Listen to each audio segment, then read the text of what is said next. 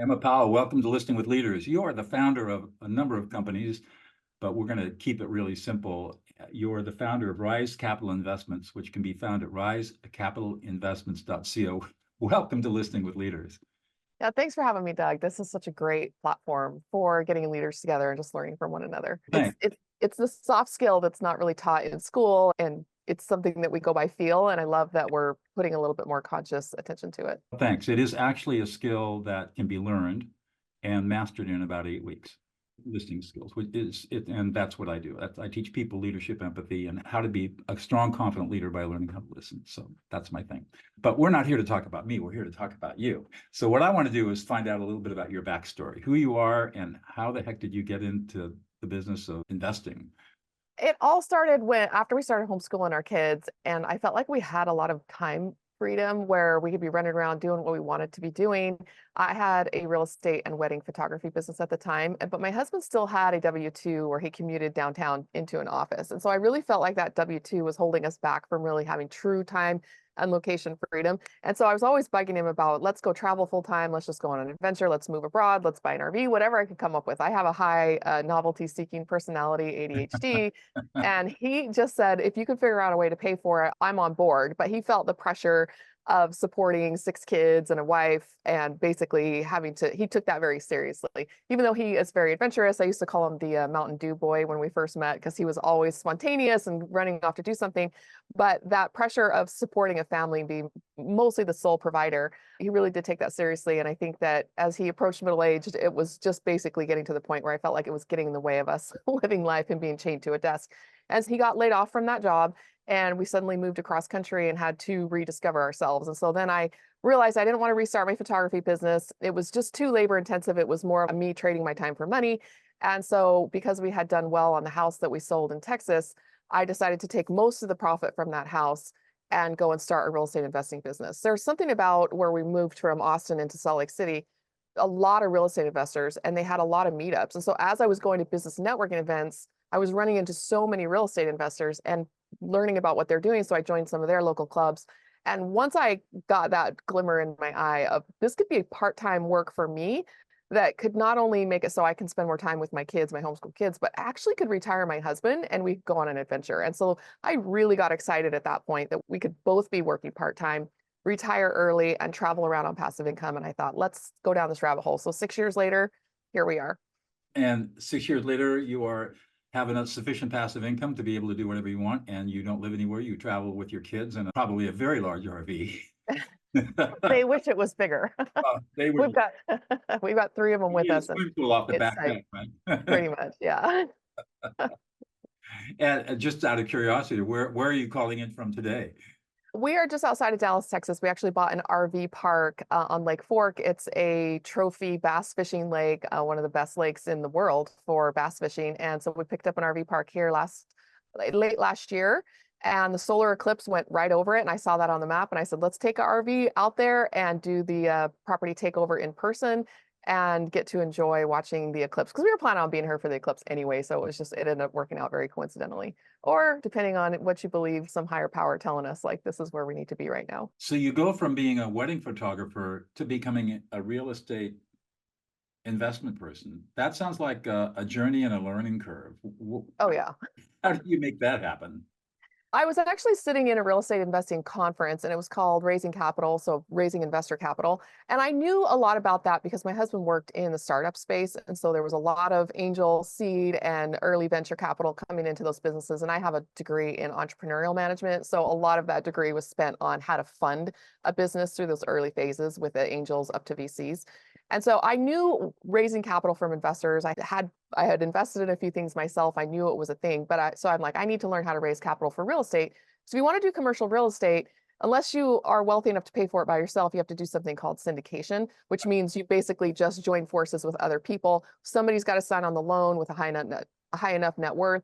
Somebody has to be putting the money in. So you have limited partners or investors who put in the down payment. Somebody has to be managing the property. That was me as the asset manager.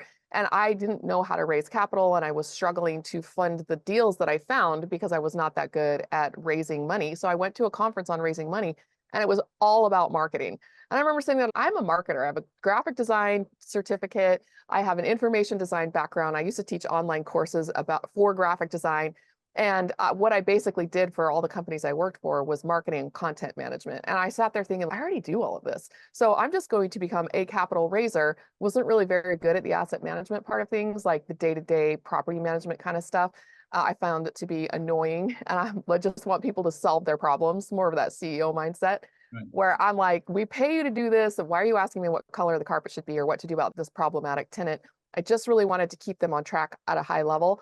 And I had so many properties at that point that the asset management meetings were just eating me alive. And I was still having to raise capital. Because if I wanted to expand, I had to go buy a new property and raise more capital. And finally, I thought all the rules changed for raising capital in 2015 and 2021. And I thought, I'm just going to become a full-time capital raiser. There are people out there who are much better at managing these large assets than I am.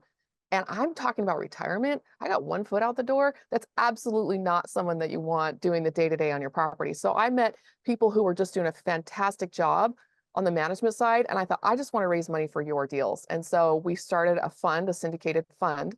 Basically, it's through the SEC, FINRA regulated. We file our Form Ds, all of that. And now I just raise capital full time to put into deals where people are really capable. And so you find deals where you already have asset managers in place, or do you have to put asset managers in place?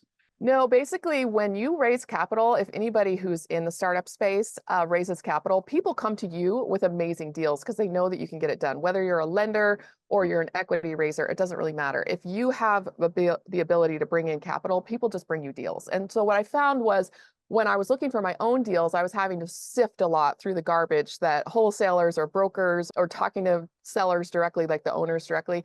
And I was doing much smaller deals. But when I started raising capital and getting the word out there that I want to look at your deal and see if we want to bring capital into it, the deals that were coming into me were already screened. They were already under contract. They were already going through due diligence, and they were just much higher quality deals. But I had about the same amount of them. So instead of screening through trying to find the needle in the haystack, suddenly I was screening through, most of them were at least base hits, and I could really screen for the home runs instead. And when we're talking about what dollar volume are we talking about? What kind of valuations are we talking about? The largest deal that we're in, we brought in maybe $500,000 to $1 million, but that was a $70 million property. So it has a lot of investors in it. And so we try to do between $500,000 to $2 million per property. Our current fund that we're filling right now is $15 million, and we're about a third of the way into that. And so that should take us probably about another year. And then we'll start another fund after that that will be much larger because, once you get the word out, you scale.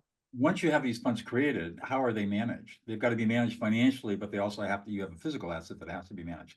How do you? Correct. They set up an LLC, and the LLC hires people to do the management side of it?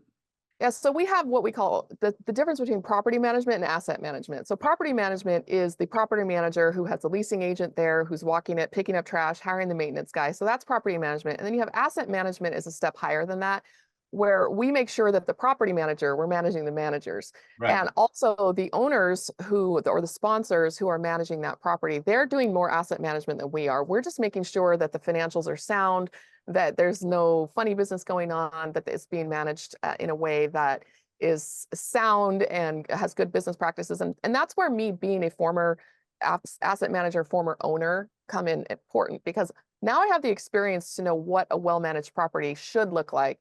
And if they need any help, we can step in and offer assistance in any way. And so that helps us to be on top of what's going on, even though we don't have every single detail under it. We have people we trust to have the details, and then they do the property management. Right. And then you're looking at the 50,000 foot level, looking at everything. Yes, exactly. So how does everybody make money on this deal? You and your investors. Is it asset growth or income or both? That's a really good question, because to be able to be fully transparent, you need to know someone's revenue model. If you don't know how they make money and you're feeling like, what exactly are they trying to sell me here? That really is not a way to engender trust. And that relationship between an investor and the person who's placing or managing their money is really important. So you need to know where that revenue is driven from. So that should be a question that everybody asks. How do you make your money? Why are you out here spending your time and energy and effort doing this? So on the investor side, we'll start there. They make money when the asset performs. So basically they will have a stated rate of return.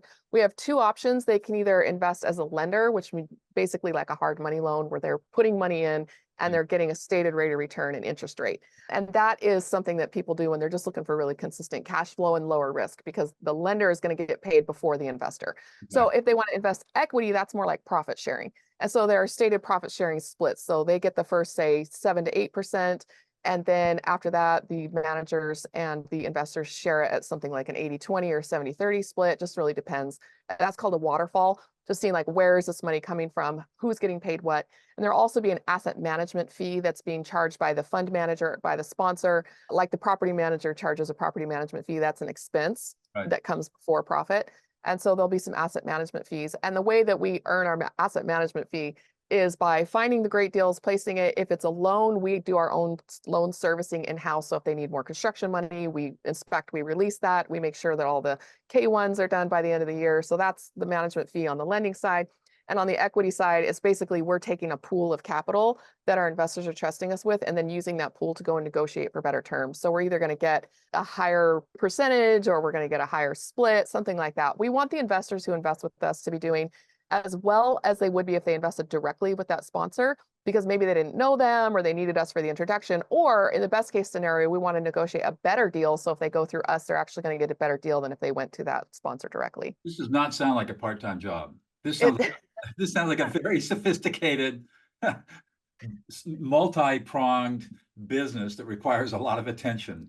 it does, but that's where the part-time comes in and why I'm not the CEO of my own company. Oh. So when we started it, coming from the tech startup world, some of the companies that we worked for or contracted for, once they began to get some scale and grow, the founder would have to step aside and bring in an outside CEO who was supposed to come in, increase the evaluation, and then be able to then get more money from venture capitals. And we were seeing that just wasn't the case. The IPOs were not going as planned. The valuations were not going up as they were predicted. And the CEOs came in to run it, and it wasn't their baby, and they didn't love the company. And so I started looking into this, and I found that companies that maintain their founders as CEOs actually outperform those who the founder steps aside and somebody else comes in. The reason that the founder steps aside is because they don't want to be CEOs. They're not cut out for it. They're basically inventors and the dreamers and the visionaries, and they're not cut out to be day-to-day operators. And so I thought to myself, I'm not going to start a business, a large-scaled business, until I have a CEO that I can trust who will love this business like their baby. And so I just looked and looked and looked, and I thought I'll either not do it or I'll do it when I find a CEO who can also be a founder. So my co-founder is a CEO, and I am more like I don't know, just the founder. I take care of the investments. I meet people. I go do stuff like this. The key person of influence, as Daniel Priestley calls it. And so for me, I felt to run this, all these arms and this complicated thing, I needed somebody who was really dedicated. So the CEO that I'm working with, he's the former CEO of the Times grocery stores in Hawaii. So if you've ever traveled there, you see these grocery stores are all around. As a billion-dollar company, he came in, he started investing in some of my real estate deals. And when I saw his personality, how he attacked things, how great he was at managing things, and just basically such a hard worker and so experienced, I thought this is the guy that I really want to partner with. So we did 4 or 5 deals together, just as each deal is its own business, right? And I said, hey, do you want to come start a fund? And it took me about 6 months to talk him into it, but I knew that was the key to success, was me not running it. So is he still in Hawaii? No, he actually moved to Salt Lake City. That's where I met him. And then his kids were moving to the mainland, and he said, I can't keep my kids in Hawaii, so we've got to move to the mainland so we can be around our grandkids. And so he basically just retired early and was living on his own passive income from private lending. And I said, I'm the multifamily commercial real estate girl, and you're the hard money lending guy and a CEO. It was just a perfect combination of what I was looking for. Wow. So what is it that gets you up in the morning and gets you excited to work? Working is hard.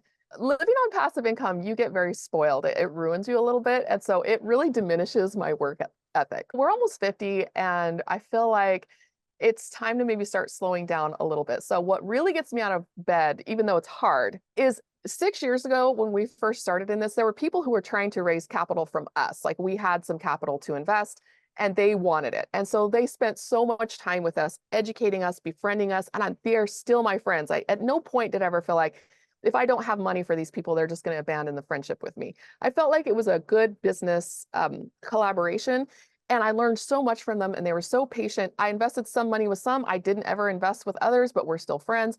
And so that help that they gave me completely changed our lives. And the thought that I could put that out there, free content, free consultations, just all the things that you do to get a business going.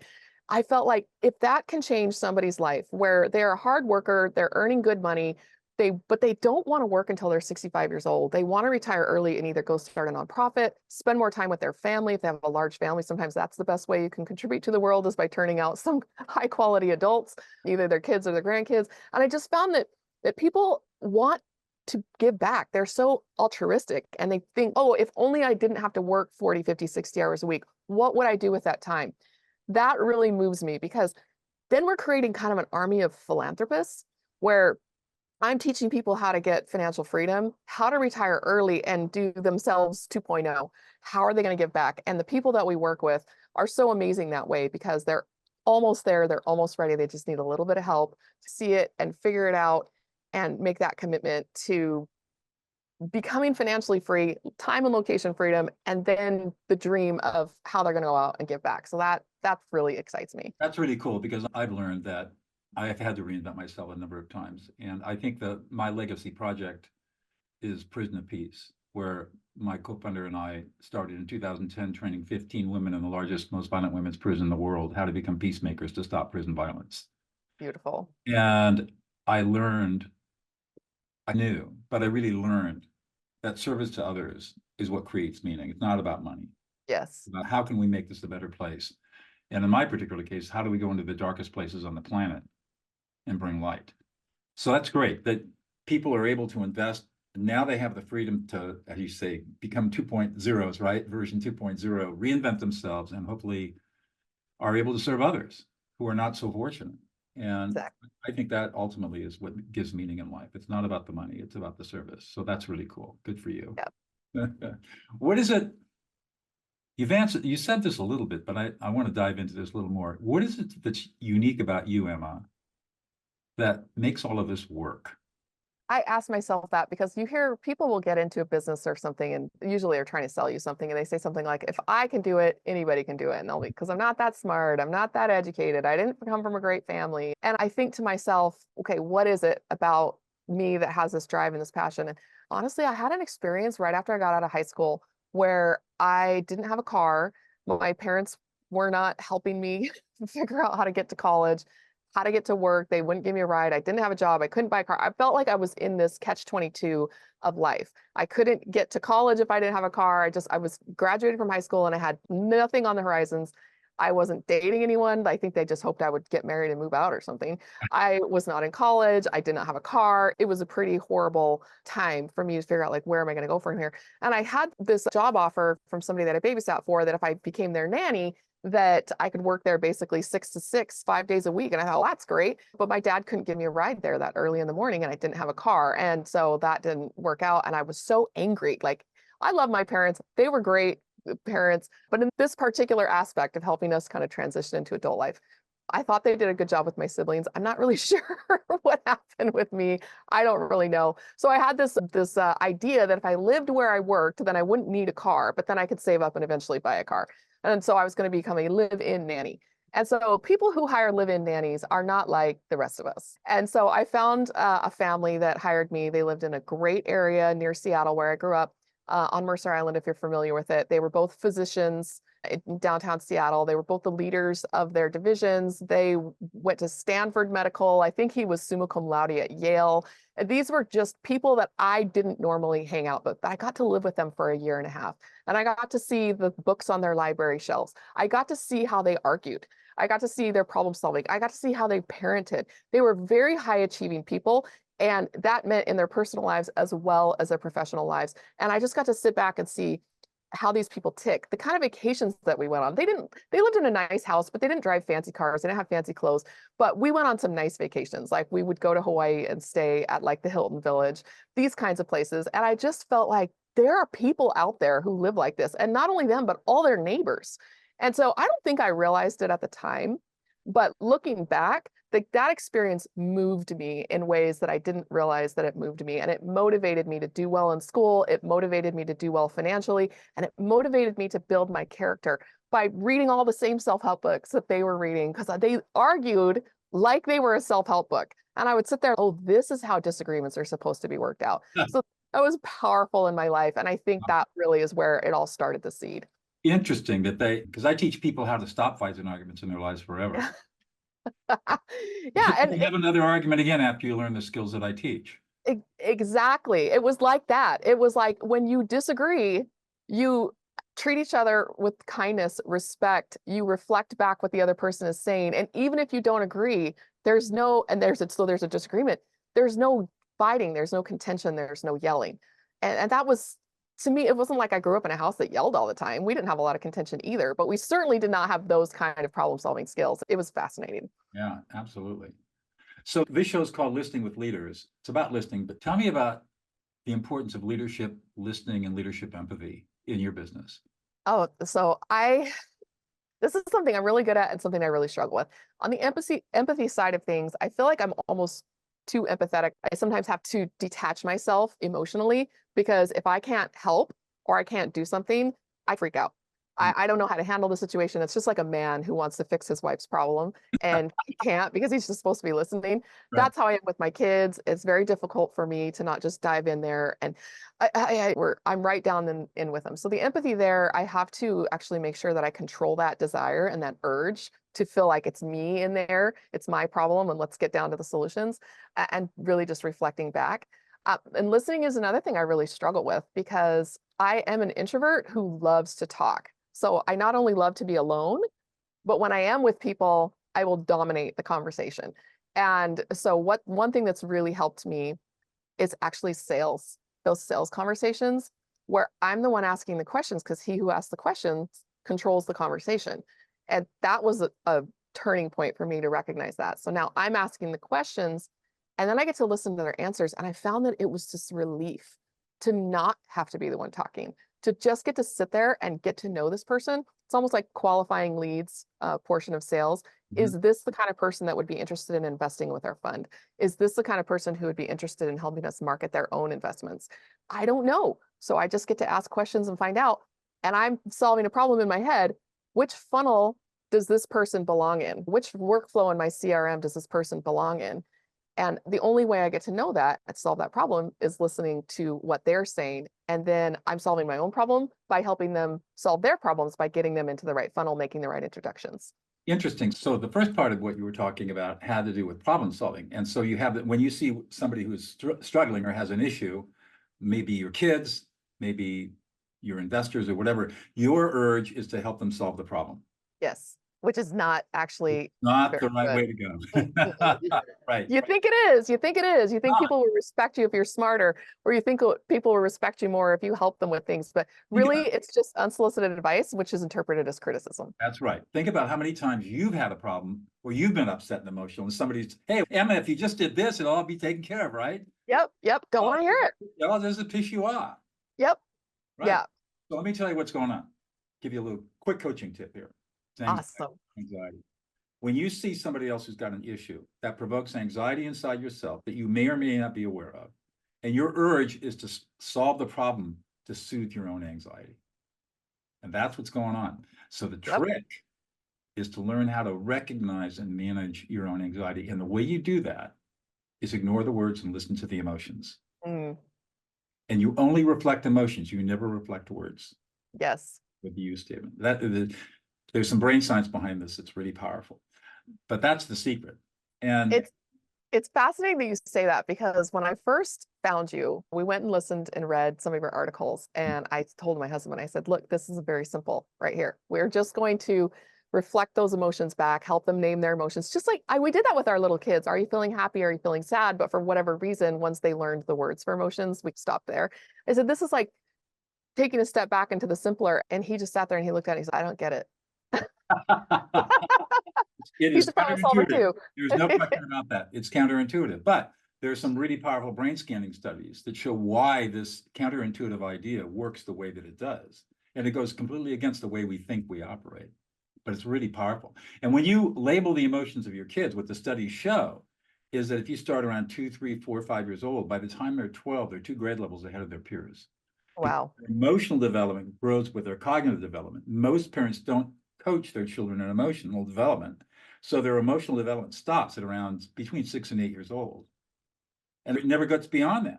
Hmm. Their cognitive development grows, but their emotional development becomes stunted. And when you affect label them, label their emotions, then their emotional development progresses in step with their cognitive development. They become very high functioning people at a very young age. It's really powerful stuff. And That's back to the nanny days. That's what the parents were doing that I learned from, but I was only with them till they were 2 and 7. And so I think that parenting teenagers, I was doing that on my own. I didn't have that great example to look back to. Right. So when you took some of the stuff you saw in some of the articles I've written, what happened? Did it work? Yeah, I actually asked my kids about it. It was pretty funny because I went to them and I said, look, I want to solve your problem. I want to get in there. I want to ask lots of questions. I want to find out what's going on. And then I want to make a lot of suggestions, brainstorm with you, all of that, and figure out how we can solve this problem. Especially my daughters. My son actually does like that. So when I just reflect his emotions back to him, he gets a little frustrated. This is not helping. So he has communicated, I'm coming to you for advice. Whereas my daughter they said, yeah, just name the emotion and validate it back. I say, I don't have a solution for that, but I'm always here to listen because your emotions are important to me. I said, that sounds like a total cop-out. That's a line from ChatGPT that I could memorize versions of and just feed it back to you. It seems so patronizing and banal. And they said, no, that's what we want. We just want you to say, I don't know how to fix your problem. But your feelings are important to me. Do you need to talk about it? I'm here for you. You're really angry. You feel disrespected, you don't feel heard, you feel ignored, unappreciated, supported, you're really worried and concerned. There's a way to structure that. I teach structured emotions. How do you make an emotional database? It's structured data that your brain can access. And what we find is that people have a greater need to be validated emotionally than anything else. They need to be deeply heard. Even your boy needs it. He doesn't know it. But he doesn't know it yet. Every human being needs it. And when you can satisfy this need to be heard, all kinds of magical things happen in relationships.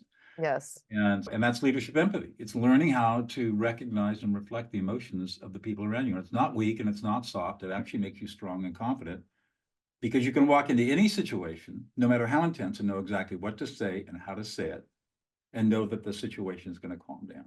No matter. Yes. And I've seen that with my kids. Our relationships have really turned a corner these last couple of months with just reflecting that back, validating, helping them figure out what emotion they're feeling. Sometimes they don't want me to name the emotion. I'm like, oh, you're feeling anxiety. I'm like, I'm not, this is not anxiety. I'm angry or whatever. But if I name the wrong one, sometimes they can name their own, right? This is something that, since we're doing this and talking about this, way beyond the scope of the interview, but it doesn't matter. You're never wrong. I love this stuff. You're never wrong when you reflect emotions. Say, I'm not angry, I'm frustrated. They're really angry. They can't process the anger because they're a part of their brain called the right ventral lateral prefrontal cortex is disconnected right now. It's not online. And that part of the brain is what analyzes and processes emotions. And when it gets overwhelmed by the emotional centers of the brain, it can't function. And so the affect labeling allows the right ventral lateral prefrontal cortex to come back online, and then they can process. So it goes like this. You're really frustrated. No, I'm not. Or you're really angry. No, I'm not. I'm frustrated. Oh, you're really frustrated. Yeah, I'm really frustrated. And you feel completely disrespected. Yeah, no one's listening to you. Yeah, and I feel unsupported and unappreciated. Yeah, you're worried. Yeah, and you're really pissed off. Yeah, I'm really pissed off. That's how it goes.